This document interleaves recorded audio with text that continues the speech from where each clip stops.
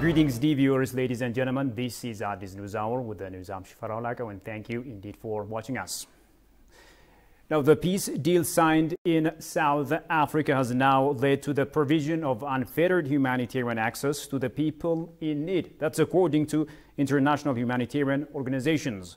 A report jointly compiled by the National Disaster Risk Management Commission and the Logistic Cluster and UNOCHA indicated that 435 heavy vehicles loaded with humanitarian supplies arrived in Tigray from November 15 to 24. Jerusalem Batzia has the following count. On the peace accord between Ethiopian government and TPLF granting unfettered humanitarian access to Tigray is among the agreements to implement the peace deal. The parties have agreed to facilitate unhindered humanitarian access to all in need of assistance in Tigray and neighboring regions, facilitate unhindered movement of humanitarian aid workers, provide security guarantees for humanitarian aid workers and organizations, as well as protection of civilians consistent with the provisions of the agreement. As a result, efforts are being made by the Ethiopian government in collaboration with international humanitarian partners to supply humanitarian aid to the regions of Tigray, Amhara and Afar that have been devastated by the violence.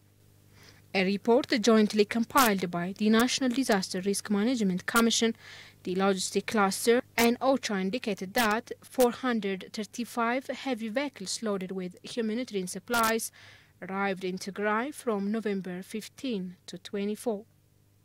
Accordingly, in the first round alone, more than 17 million tons of nutritious food, 90 million tons of non-food items, 81 million tons medical equipment, and agricultural inputs were distributed to more than 450,000 people in Tigray, the report pointed out. Following to this positive development, international humanitarian organizations including UNICEF, WFP, ICRC and EU have been engaged in delivery of humanitarian assistance to people in need and to rebuild conflict-affected areas. We are here in the Afar region of Ethiopia, in the Woreda called Bidu. There is a food distribution ongoing for people who have become severely food insecure. There is a huge problem facing communities here. It's hot, it's hotter than ever, and everything that everybody talks about is the problem of water. So people are conscious about the problem of water. And I just had a discussion with the community, and I understand that one of the very important things that we, the government, all the partners have to do is to engage the communities in discussing their own longer-term solutions. WFP says improving the security situation in Afar, Amhara and Tigray is opening up for unfettered humanitarian access to the people in need. WFP announces for the first time since June 2021, a WFP convoy of 15 trucks carrying relief food items arrived into Maizabri, Tigray. On the other hand, the Ethiopian government has been striving to implement the peace agreement in delivery of humanitarian assistance and to sustainably rehabilitate those affected areas by the conflict. Apart from providing humanitarian supplies for those people affected by the conflict, the government is also committed for the restoration and rehabilitation of infrastructures too. We have been striving as much as possible to repair those affected regions in all endeavors. According to the reports of the National Disaster Risk Management Commission, that the first round humanitarian assistance has reached more than 450,000 people in Tigray from Shiraro to Adwa. Now, the executive director of the Consortium of Ethiopian Human Rights Organizations said the government needs to intensify the fight against corruption to attract more foreign direct investment, FDI, and benefit from sustainable economic growth. The director stated the committee that the government has recently established to fight corruption demonstrates government's commitment to taking practical actions beyond condemning the act. Corruption negatively impacts the FDI inflows and decreases FDI volume, he said, adding it is very gratifying to learn that the government is preparing to take action.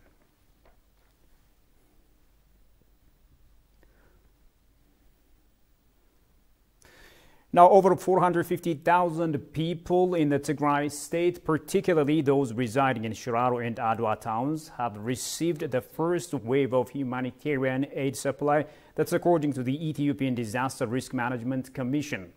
The people of Tigray have begun to breathe the air of peace, as witnessed by residents of Aksum, Adwa, and Shire. Kazam Chane has more on that.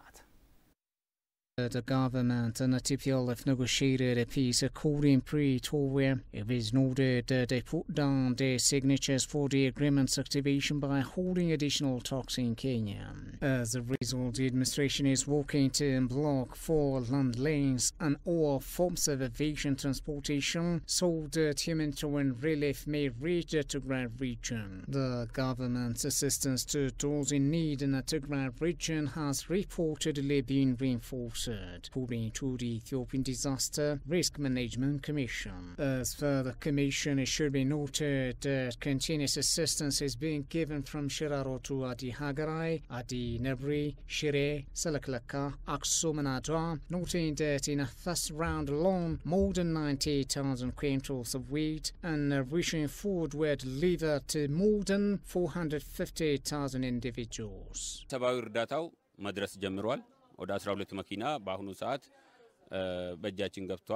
The humanitarian help is useful since more than 12 large trucks carrying it have arrived, and it is in our hands.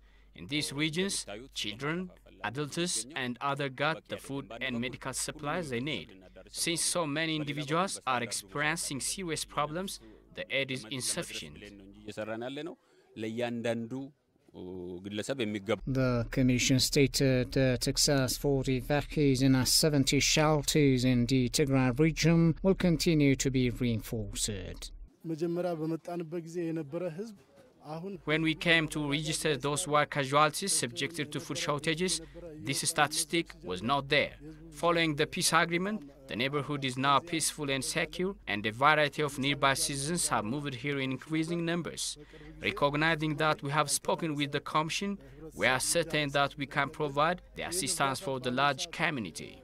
The people of Tigray have begun to breathe in the air of peace, according to residents of the cities of Aksum, Adwa, and Shire. They urged every person to contribute to the fulfillment of the peace deal.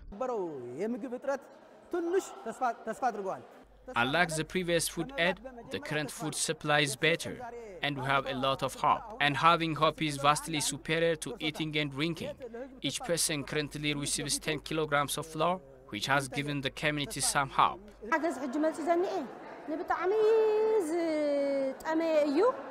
The aid being supplied is for those people who are seriously affected by food scarcity. It's highly crucial for these people who are currently living on handouts, but it's very satisfactory compared to the terribles that occurred in the public. We think that if the gift keeps going in this direction, many people's issues would be resolved.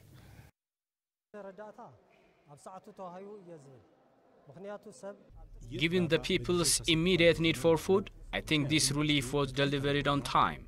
Additionally, no electricity, meal or other necessities exist, despite the fact that the government has established a favorable environment for which we are grateful. Although this is the second round of assistance, it's insufficient for the population that has experienced a food scarcity. The Commission would offer the largest scale assistance that the displaced people require in conjunction with the World Food Programme. According to the Commission, a decision has been made regarding the lawful delivery of aid by donor groups operating in the area. This indicates that they have begun initiatives to provide clean drinking water, food and medical supplies.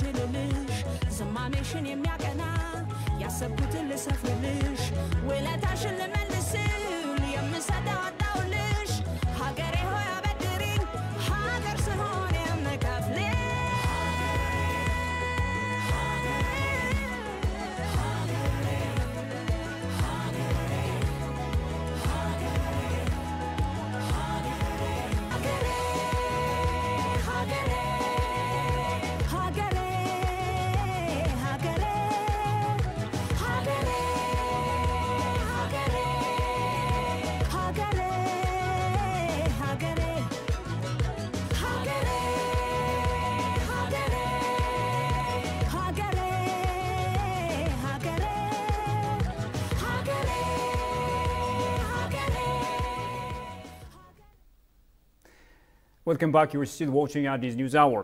The Ministry of Water Resources and Energy discloses that the provision of access to clean drinking water to displaced persons in Tigray state has been stepped up.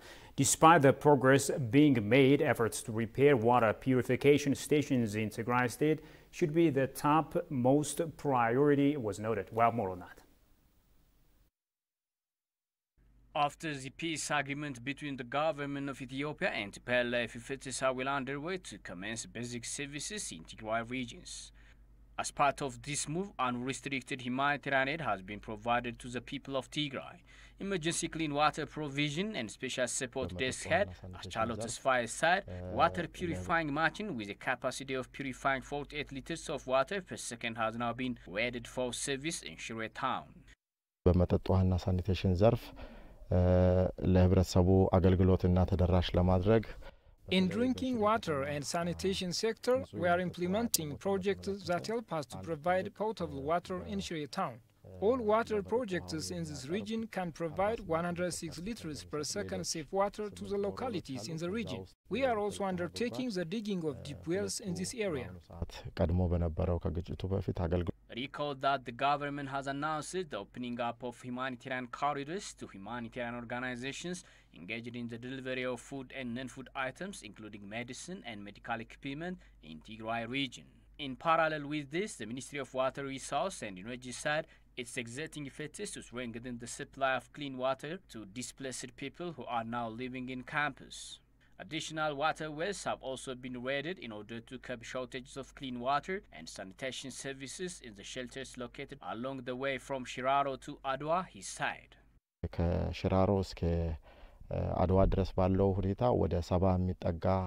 We have over 74,000 households in 70 refugees camps between Shiraro and Adwa.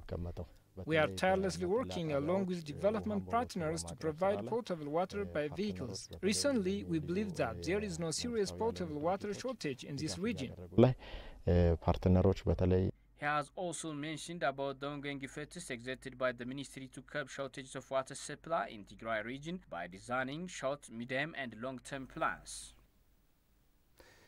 The Ethiopian ambassador to South Sudan, Nabil Mahdi, held a discussion with Tut Gatluak, Security Affairs Advisor to the President of South Sudan, Salva Kiir. Mahdi updated Tut Gatluak on the peace agreement and the progress made so far. The Security Affairs Advisor, Tut Gatluak, for his part, expressed appreciation to the Ethiopian government for the constructive initiative taken and said peace in Ethiopia has a fundamental effect on the peace and stability of the whole region. The two sides have exchanged views on further mutual concerns pertaining to bilateral and regional peace and stability issues.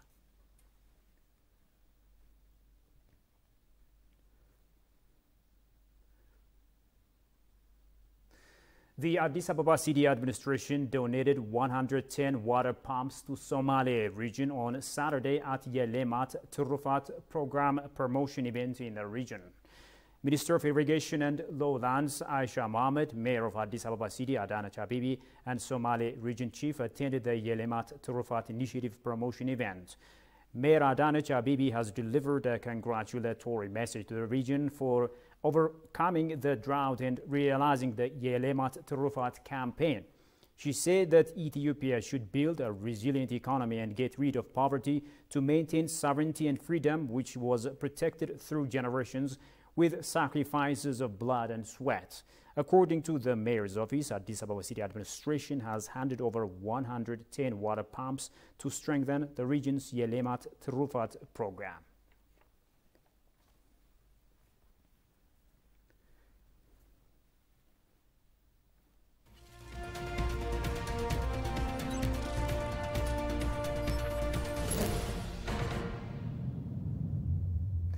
Now, in business, the Ethiopian Investment Commission, the Ministry of Trade and Regional Integration, and the Ministry of Foreign Affairs have agreed to jointly work and accelerate their shared responsibilities in trade and investment promotion.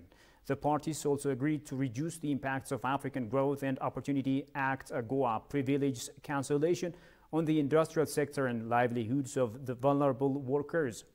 The ministries have confirmed via Twitter that they have also discussed the ways forward to expedite the reinstatement of Ethiopia's AGOA privilege following the peace agreement.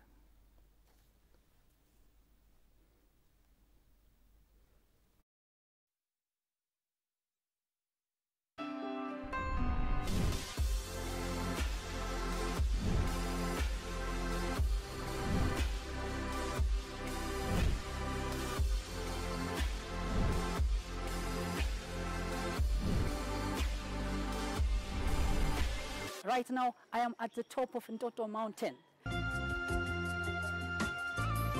This one, the first church in this church, in at grass time at that time. It is a historical site.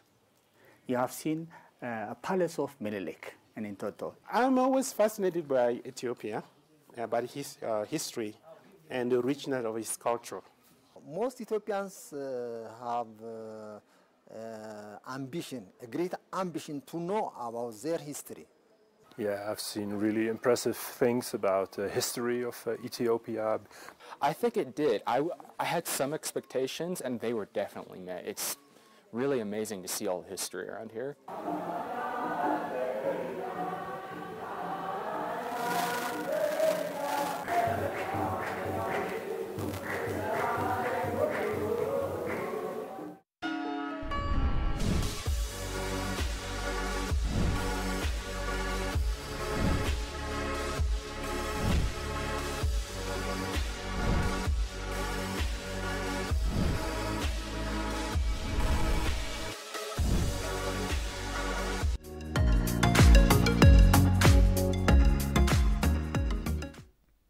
And now moving to continental news, Malawi's Anti-Corruption Bureau has arrested the country's Vice President Saulos Klaus Chilima over graft allegations that are expected to be charged with 3 counts of corrupt practices by a public officer, among other charges. Chilima was rewarded for assisting Xavier Limited and Malachit FZ, 2 companies connected to British businessman Zuneth Sattar, to be awarded contracts by the Malawi government. We have more on that from Reuters. Malawi's Vice President Saulos Klaus Chilima has been arrested over graft allegations. Chilima is expected to be charged with 3 counts of corrupt practice. Among other charges, the corruption watchdog said in a statement. The statement alleged that Chilima was rewarded for assisting 2 companies connected to British businessman Zuneth Sattar to be awarded contracts by the Malawi government. The watchdog has been investigating Sattar and other public offices in Malawi over alleged plundering of state resources by influencing awarding of contracts through the country's public procurement system, it said. In August, the Financial Times reported that Sattar was under investigation by Britain's National Crime Agency over alleged abuse of Malawi's public procurement system. He had not been charged with any offense and denied wrongdoing, the FT said. NCA did not immediately respond to a request for comment. Earlier this year, Malawi's President Lazarus Chakwera dissolved his entire cabinet on charges of corruption against 3 serving ministers.